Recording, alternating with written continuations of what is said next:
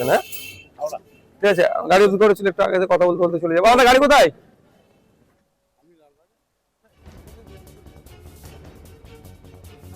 আসন্ন 2026 বিধানসভা নির্বাচনে বিজেপি এবং তৃণমূলকে পরাজয় করতে সব রকম ত্যাগ করতে প্রস্তুত নওশাদ সিদ্দিকী দল আইএসএফ। শনিবার বিকেলে আলিমুদ্দিন স্ট্রিটে আসন্ন বিধানসভা নির্বাচনে আসন সমঝোতা নিয়ে বিমান বসু এবং মোহাম্মদ সেলিমদের সঙ্গে বৈঠক করলেন আইএসএফ এর প্রধান এবং বিধায়ক নওশাদ সিদ্দিকী। আসন্ন এই বিধানসভা নির্বাচনে আসন সমঝোতা নিয়ে বৈঠক আলোচনা হয়েছে বলে জানিয়েছেন নওশাদ। তার দাবি, তৃণমূল এবং বিজেপিকে হারানোর জন্য বিরোধী ঐক্যকে আরও শক্তিশালী করা প্রয়োজন বলে জানিয়েছেন তিনি এদিন আলিমুদ্দিনের মুজফফর আহমেদ ভবনে প্রায় 1 ঘন্টারও বেশি সময় ধরে বামফ্রন্ট চেয়ারম্যান বিমান বসু এবং সিপিআইএম এর রাজ্য সম্পাদক মোহাম্মদ সেলিম এবং পলিতপুর সদস্য শ্রীদীপ ভট্টাচার্যের সঙ্গে বৈঠক করেন।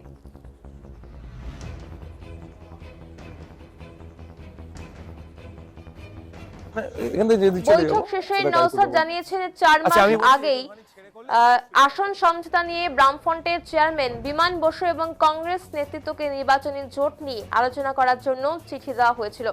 কংগ্রেসের পক্ষ থেকে কোনো প্রক্রিয়া না আসেনি এবং বামফ্রন্টের পক্ষ থেকেও সমর্থক ভূমিকা পালন করে বৈঠকে ডাকা হয়েছিল।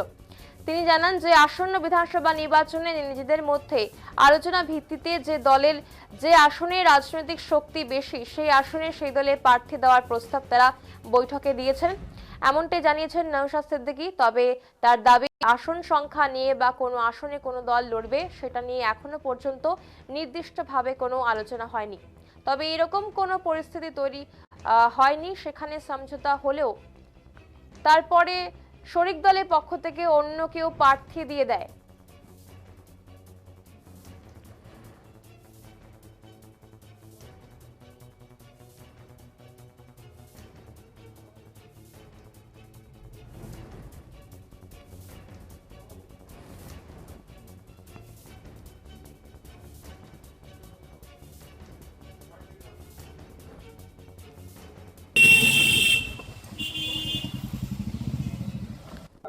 আজকে নওশাদ সিদ্দিকীকে দেখা গেল যে আলিমুদ্দিন স্ট্রিটে পা রাখছে এবং তার সঙ্গে সঙ্গে রাজনৈতিক মহলে জল্পনা যে আসন সমঝোতা নিয়ে হয়তো কথাবার্তা বলতে নওশাদ সিদ্দিকী এসেছে। হ্যাঁ, আমরা বেশ কয়েক মাস আগে থেকে বলে আসছি, আপনারা জানেন যে আমরা বামেদের চেয়ারম্যান বিমান সাহেব বসু সাহেবকে আমরা চিঠি করেছিলাম যে বর্তমান পরিস্থিতিতে বিজেপি এবং তৃণমূলের হাত থেকে বাংলাকে বাঁচাতে হবে, আসুন ঐক্যবদ্ধ হয়ে লড়াই করি এবং বিজেপি এবং তৃণমূলকে হারাই সহজে। এই মর্মে আমরা চিঠি কংগ্রেসকেও করেছি, কিন্তু সেখান থেকে সেই অর্থে রেসপন্স আসেনি। বামেদের পক্ষ থেকে চিঠি রেসপন্স করেছে, আমরা একাধিকবার আলোচনাও হয়েছে আমাদের এর মধ্যে। আজকে আমাদের আলোচনা ছিল যে কিভাবে আমাদের লড়াইটা হবে, কোন দলের প্রার্থী দিলে লড়াইটা ভালো হবে, সে বিষয় নিয়ে আজকে আমাদের আলোচনা ছিল। বিমানদা ছিলেন, সেলিম বাবু ছিলেন, আর ওটা শ্রীদীপ বাবু ছিলেন। নির্দিষ্ট আসন নিয়ে না, আমরা একটা সংখ্যার আসনের কথা হয়েছে, সেটা নিয়ে আলোচনা হচ্ছিল, কোথায় কারা লড়াই করলে সেটা আমরা ভালো রেজাল্ট করবে সেই বিষয়টা আমরা বেশি আলোচনা করেছি। আমাদের অ্যাকচুয়াল লক্ষ্য হচ্ছে যে বিজেপি এবং তৃণমূলকে হারানো, সংখ্যায় শুধু সিট বাড়িয়ে নিয়ে ওটা আমাদের লক্ষ্য না, এটা আমরা বলে এসেছি ওখানে যে আমরা চাইবো যারা যেখানে শক্তিশালী আছে তাদেরকে আরো বেশি সাপোর্ট দিয়ে সেই সিটটাকে কিভাবে বিজেপি এবং তৃণমূলের হাত থেকে কেড়ে নেওয়া যায়। এর আগে একাধিক নির্বাচনে আসলে সংখ্যা নিয়ে একটা মতবিরোধ হয়েছিল, আপনারা একরকম দাবি করলেন, পরবর্তীতে সে দাবি রাখা হলো, কত দাবি করলেন আপনারা?